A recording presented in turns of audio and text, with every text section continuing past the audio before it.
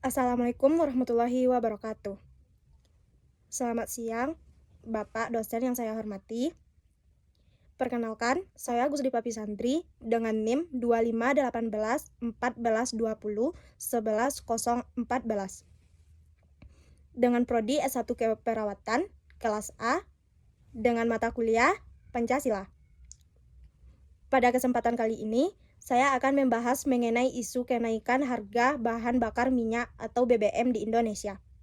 Isu ini merupakan salah satu permasalahan yang sering menjadi perhatian masyarakat karena berdampak langsung terhadap kehidupan sehari-hari. Sebelum membahas lebih jauh, kita perlu memahami terlebih dahulu apa yang dimaksud dengan BBM. BBM atau bahan bakar minyak merupakan sumber energi yang digunakan untuk menggerakkan berbagai jenis kendaraan, alat transportasi, mesin industri, hingga kegiatan distribusi barang. Oleh karena itu, perubahan harga BBM akan memengaruhi banyak sektor kehidupan. Kenaikan harga BBM biasanya terjadi karena beberapa faktor. Faktor pertama adalah naiknya harga minyak mentah dunia. Ketika harga minyak di pasar internasional meningkat, biaya yang harus dikeluarkan pemerintah maupun perusahaan untuk menyediakan BBM juga ikut meningkat. Faktor kedua adalah nilai tukar rupiah terhadap dolar Amerika Serikat. Karena sebagian kebutuhan minyak masih bergantung pada impor, pelemahan nilai rupiah menyebabkan biaya pembelian minyak menjadi lebih mahal. Selain itu, pemerintah juga mempertimbangkan kondisi anggaran negara. Selama ini, pemerintah memberikan subsidi agar harga BBM tetap terjangkau oleh masyarakat. Namun, apabila beban subsidi terlalu besar, pemerintah perlu melakukan penyesuaian harga agar anggaran negara tetap sehat dan dapat dialokasikan untuk sektor lain seperti pendidikan, kesehatan, pembangunan infrastruktur, dan program bantuan sosial. Namun di sisi lain, kenaikan BBM tentu membawa dampak yang cukup besar bagi masyarakat. Dampak pertama adalah meningkatnya biaya transportasi.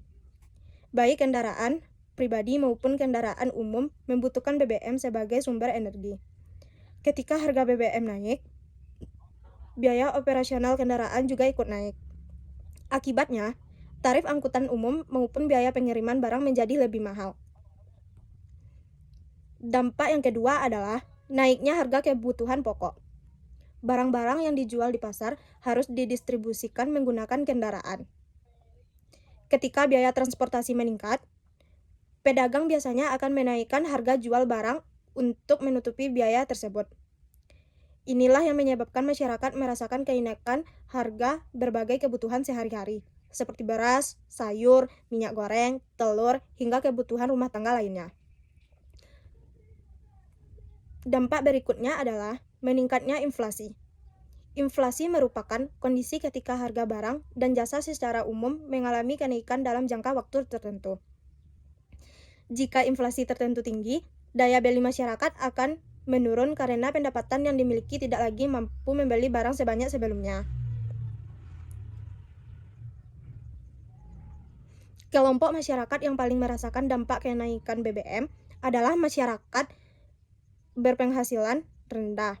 Misalnya pedagang kecil, petani, nelayan, pengemudi ojek online, sopir angkutan umum, hingga pelaku usaha mikro. Pendapatan mereka seringkali tidak bertambah, sementara biaya hidup terus meningkat. Akibatnya, kondisi ekonomi keluarga menjadi semakin berat. Bagi mahasiswa, kenaikan BBM juga memberikan dampak tersendiri. Banyak mahasiswa yang menggunakan sepeda motor sebagai alat transportasi menuju kampus. Ketika harga BBM naik, pengeluaran harian otomatis bertambah. Selain itu, harga makanan di sekitar kampus, biaya fotokopi, ongkos perjalanan, hingga biaya pengiriman barang juga dapat mengalami kenaikan. Di sisi lainnya, pemerintah biasanya tidak hanya menaikkan harga BBM tanpa memberikan solusi. Pemerintah sering menyalurkan berbagai program bantuan sosial kepada masyarakat yang dianggap paling membutuhkan, seperti bantuan langsung tunai, bantuan pangan, maupun subsidi lainnya. Tujuannya adalah agar masyarakat tetap mampu memenuhi kebutuhan dasar meskipun akan terjadi kenaikan harga BBM. Selain bantuan sosial, pemerintah juga berupaya mengurangi ketergantungan terhadap BBM melalui pengembangan energi alternatif. Contohnya adalah penggunaan kendaraan listrik, pemanfaatan biodiesel, bioetanol, serta pengembangan energi terbarukan seperti tenaga surya, tenaga air, dan tenaga angin.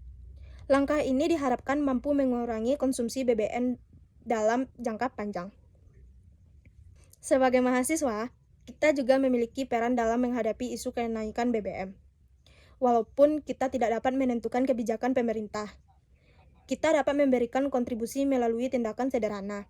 Misalnya menggunakan kendaraan secara lebih efisien, memanfaatkan transportasi umum jika memungkinkan, berbagi kendaraan dengan teman, menghemat penggunaan bahan bakar, serta meningkatkan literasi mengenai kebijakan energi agar tidak mudah terpengaruh oleh informasi yang belum tentu benar.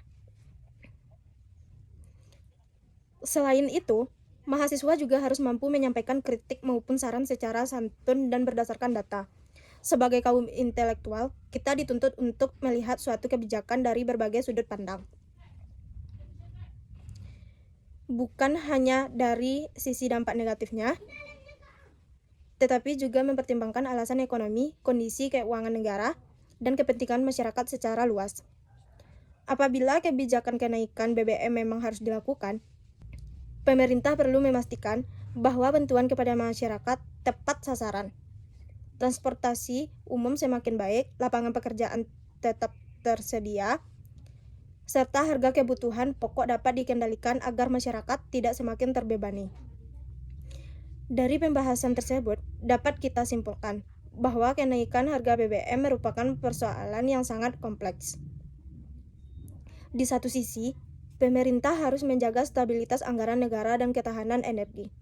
Namun, di sisi lain, masyarakat juga membutuhkan harga BBM yang terjangkau agar biaya hidup tidak semakin tinggi.